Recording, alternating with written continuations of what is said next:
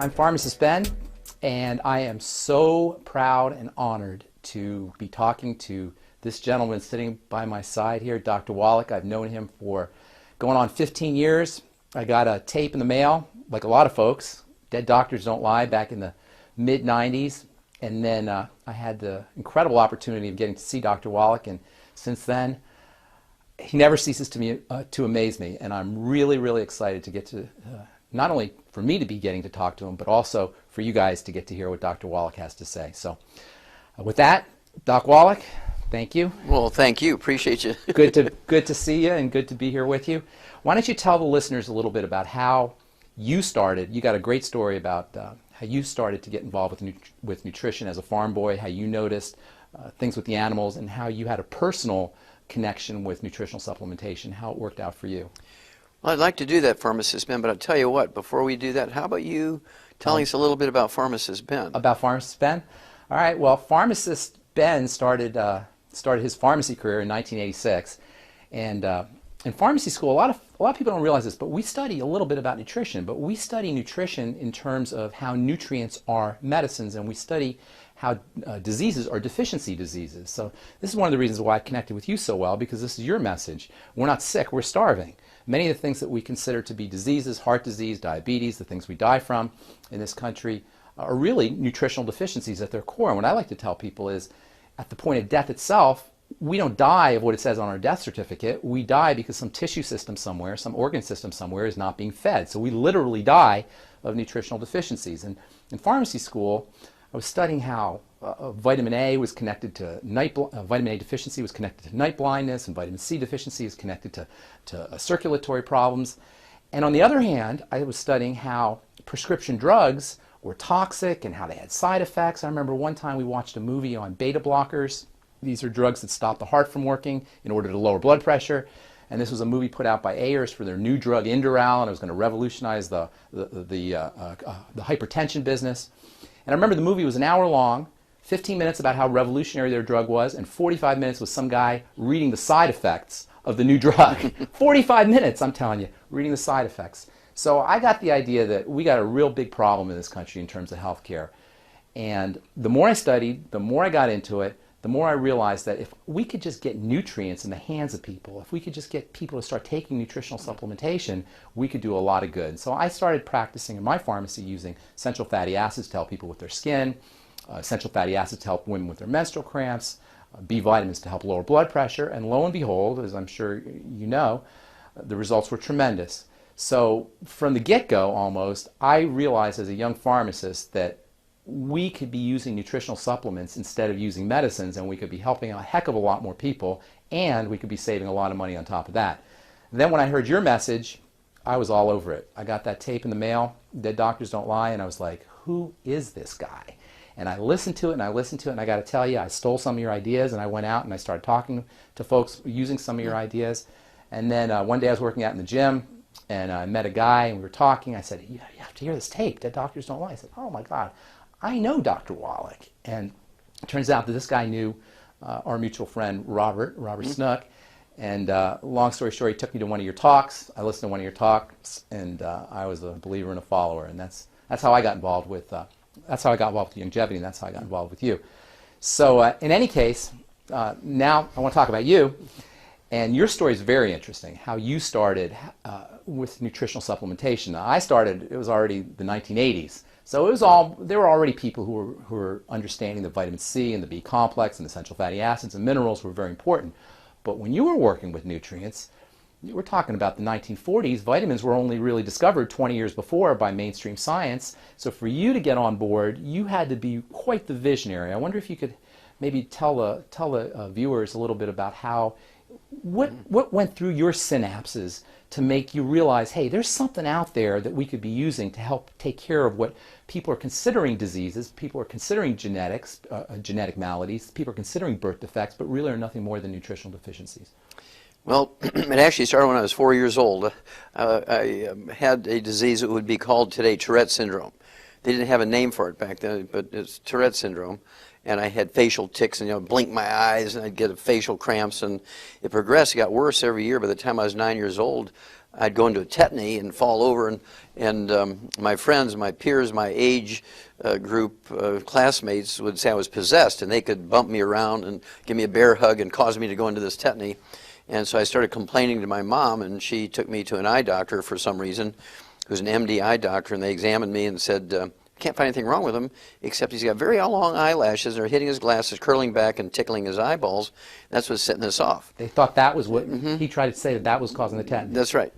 And so I'm 9 years old and I'm not buying it. And I said, no, that can't be my eyelashes tickling my eyeballs.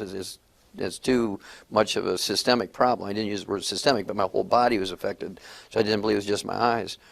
So the next morning I went to the library in school, and I went and found a nurse's health handbook and looked for long eyelashes and eyelid twitches and that kind of stuff, and couldn't find anything. So I just went into the index and just started and I got down to cramps. I said, well, maybe it's a cramp, because I was playing sports and at 9 years old, and I said, well, I heard of leg cramps and things.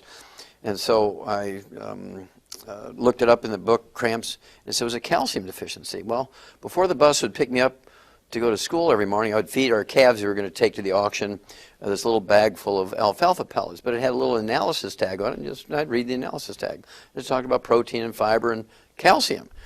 And so I went home that day after school, ran right to the barn, started eating these calf pellets. Tasted like sawdust, but hey, I had a problem. I was going to get rid of it. Next morning, I threw the Cheerios out to the chickens. I filled that cereal bowl up with the calf pellets, put milk on it. I did it for 3 days. By the third day, it was gone. Forever. Forever. Wow. And of course, I've been taking the 90 essential nutrients twice a day since I was 9 years old, 64 years. So what went through your head as a young boy when you're taking these things that are for the calves, and all of a sudden you're this movement disorder that must have been traumatic for you as a kid? Well, it was. What went through your head? You thought it was a miracle? Well, I thought it was one of those eureka moments, because I understood something that doctors didn't. I recognized immediately that doctors didn't know anything about nutrition when I was 9 years old. And I don't know if that was a divine appointment or what, but I do know that I realized then at 9 years of age that doctors really didn't know much about that sort of thing. And I didn't realize that I was going to get into it as a profession, but I knew that I could help myself and I could help my mom and my grandmom and that kind of stuff. And so I began to do more reading on nutrition, and I began to mix chicken food with the calf pellets and dog food, and I was making my own little meatloaf and things. And as a 9-year-old boy? As a 9-year-old boy. By the time I was 18, I really had it figured out, and went to agricultural school at the University of Missouri. Halfway through ag school, applied for veterinary school, got accepted, finished my ag degree. 2 years into my veterinary degree, actually found the first case of a mass die-off from pollution, got it written up in international journals and veterinary journals, and that started my path between nutrition and finding a mass die-off from pollution, and actually get written it up. It was the first one in America. Okay, I want to hear about this mass die-off. That sounds interesting. Well, halfway through ag school, I applied for veterinary school. I was just, as a lark, I figured I'm going to start practicing, so when I graduate ag school, I'll apply and I'll know what I'm doing. Well, because I was working my way through school, feeding the university's beef herd and the dairy herd and milking the cows, the herdsman gave me very good recommendations, and so I got in as a sophomore ag student. They said, well, you really don't have to finish ag school if you don't want to, but I wanted to. So by the time I finished ag school, I'm a sophomore veterinary student, and now I'm a graduate student. Well, that just so happens in 1962, all the professors took off and left the graduate students in charge of all the services. And of course, pathology services, farmers would bring in dead animals, you had to find out what they died from and so on. Or you have to look at biopsies from surgery of small animals. Well, there's one day, this farmer brings in 50 lambs, and he says he had 500 lambs die the night before. I said, anybody else around? He said, no, it's just me. He said, I don't understand it. And so I started doing autopsies on him. As soon as I cut that first lamb open, I knew what it was, because the blood that came out onto the wool looked like chocolate milk, which is methemoglobin. Only it's methemoglobin. Methemoglobin. So it's it's an oxidized hemoglobin, a darkened hemoglobin? It looks exactly like chocolate milk. Wow. Instead of red or purple or black. And it's only caused by one thing, and that is nitrate poisoning. It's the only thing that will cause it.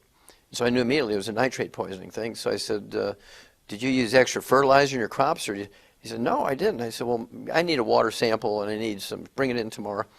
And as I'm finishing the autopsies, every one of these lambs, instead of having thyroid glands the size of a lima bean, one lobe on each side, each one the size of a lima bean, each one was the size of a plum. And when you cut through it, instead of being like a beet, you know, firm and crisp, when you cut through it, it was like blackberry jam. So it's like rotten and decaying. Yes, yes. And so I knew that these lambs, and every one of them had the same problem. These were 6-month-old lamb. They had 2-inch wool. They were beautiful. I put 10 of them in my freezer and ate them, right? There's nothing wrong with them, except that they had goiter and met hemoglobin. And it turns out that the neighbor had bought some fertilizer, high nitrate fertilizer, to get more corn for his bang for his buck, and it was uphill and rained and got down this guy's well. Well, did all the chemistry on the water, the feed, the lamb's blood and their liver and everything. And what happened was, why did 500 of them die in one night? And so I figured, okay, it has to do with metabolism and temperature and stuff. Well, it was December, and in Missouri, in December, you can have a day like today. It could be 50 degrees in December in Missouri. And it's been like 42, 50, 36, 38. Well, the night they all died, it was 19 degrees. It just dropped to 19 degrees, and they all died of hypothermia. The metabolism was off. Their thyroid gland wasn't working, so they couldn't maintain their body temperature. 500 lambs died of hypothermia in one night. Wrote that up, got it published in the National Journal of the American Veterinary Medical Association, and also international journals. And I became instantly known as a student worldwide. That's awesome. And you're 22 at the time? 22, yeah. That's awesome. So I think it's really important that people understand that you have a lot of great, incredible wisdom and intuition when it comes to nutrition and chemistry, but it comes from actually working with the tissue hands-on. Yes. You actually saw what these nutritional deficiencies do to the tissue, to the organ systems of the body. And I think people need to recognize that this is not just theory, and this is not just book learning. This is actually hands-on understanding about what nutrition does to the body in terms of its the body's organ structure and the body's cell structure and the body's tissue structure. That's super important. There's not a lot of people out there who are pathologists or have pathology background and a nutritional background as well. And a physician and a veterinarian. That's right. Yeah. That's right. That's right. The thing that followed up from that was I was working with Marlon Perkins as a kid during high school, and he got me a job doing That's the Wild Kingdom. Wild Kingdom, Mutual of Omaha, Marlon Perkins, yep. And he got me a job in Africa on the white rhino project, which had to do with saving the white rhinos. It was one of those conservation projects. And I was able to get 200 of them, bring them back to the United States, caught them. And so if you see a white rhino in a zoo or a wild animal park, it's either one that I caught or maybe offspring. Well, because of that paper, Perkins, and this was the time when pollution was being brought to the surface by Silent Spring, you know, the movie, Rachel Carson, the book, and so forth. And he was very good. He thought, you know, we have all these animals dying from natural causes in zoos. Maybe pollution has something to do with it. Kind of like the canary in the mine concept, like the old Welsh coal miners. If the gases got in the mine, the canaries would drop off the perch long before the men would die, and they could run out before they blew up. So extinct animals were like a canary in the coal mine, or animals that were becoming extinct. Exactly. And so he said, we're wasting this material. We need to have some. And I know a guy, Wallach, because I'd give him copies of that paper on the lambs. Oh, wow. So he pulls me back out of Africa, and he made me the chief pathologist in that project, which combined the services of the Shaw's Botanical Gardens in St. Louis, the zoo, and the biology department of Washington University.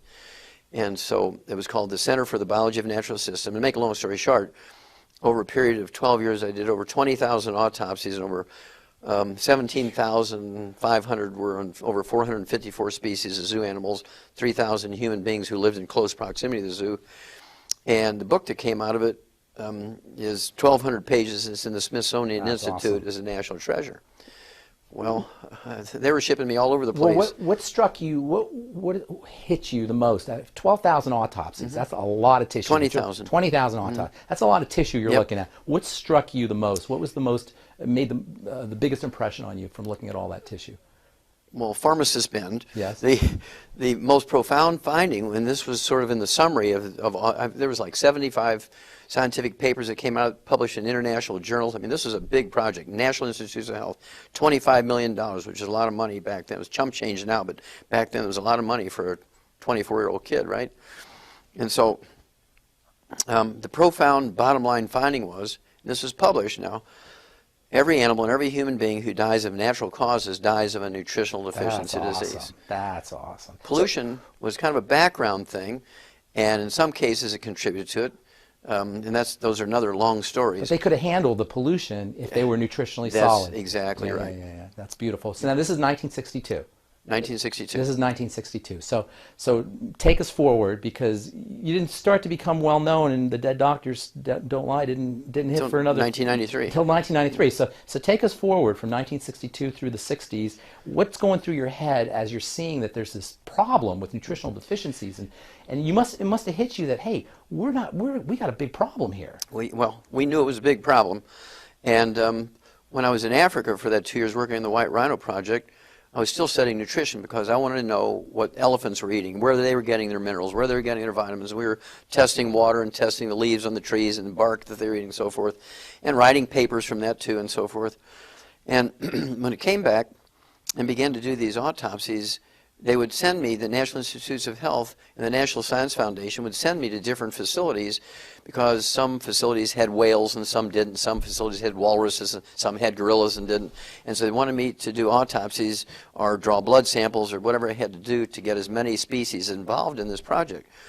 Well, they actually, after the time at the St. Louis Zoo, they sent me to the Brookfield Zoo in Chicago because they had whales, and they had the Shedd Aquarium with dolphins, and they had the Brookfield Zoo and the Lincoln Park Zoo, so the number of species went way up. And I was walking into this office, and I'm unpacking, and there's two biologists there who are getting ready to go on an expedition into Alaska to catch some wild Arctic foxes. And I said, oh, that sounds like an interesting project. Why are you doing that? He said, well, we have a pair of Arctic foxes here at the zoo, at the Brookfield Zoo in Chicago, and they must have some terrible gene, because Arctic foxes normally have 10 to 12 kits in their litter, and they were only having 3 to 5 kits, and they're always born with this birth defect, so they have this terrible genetic problem. So we want to get some wild genes and bring that in and reconfigure the genes and so forth. They said, well, tell me about it. They said, well, 5 years earlier, you know, the babies were born with neural tube defects, and 4 years earlier, they were born with no limbs. 3 years earlier, they're born with no diaphragm, so they all suffocated to death. All different things. All different things. Yeah. Every year is a different thing. And then the last year, they had cleft palates, and I said, well, it's not genetic, because it'd be the same birth defect. It'd be like the same birth defect year after year. If it's one gene, it'll be the same problem. Exactly. He says, what are you feeding them? Ground up horse meat. And they said, well, are you giving them any vitamins? Minerals? No, because they're meat eaters. We just give them meat. And so I knew what the problem was right away. So I said, okay, I'll tell you what. Since your guys are leaving this week, why don't you get them off a display? They're imperfect. I played to their beliefs, right? So I said, they're imperfect specimens anyway. Give them to me. Let me kind of work on them and do some tests on them. And they were happy with that. They brought them up there. And when they left, I went to the grocery store and bought some dog food for toy dogs. And I gave it to the foxes. Within a couple of months, they had a normal litter of 12 babies. So I did the thing that a good farmer would do. I inbred them, right? I bred the mother to the sons, the father to the daughters, the brother to the sisters, and by doing that, I had 300 foxes very quickly. Right. And then I inbred them, and I inbred them. By the time 3 years went by, I had over a couple of thousand foxes, and they were in the reptile house, the bird house, the administration healthy building. Foxes. All perfectly healthy, Yeah. Not a single defect in any of them, because they're all getting dog food, which is perfect. Well, I think what you're talking about here is so interesting, because this is the middle 60s now we're talking? This is the early 60s, yeah. Well, today, the cutting edge in science and in genetics is not genetics at all, it's epigenetics.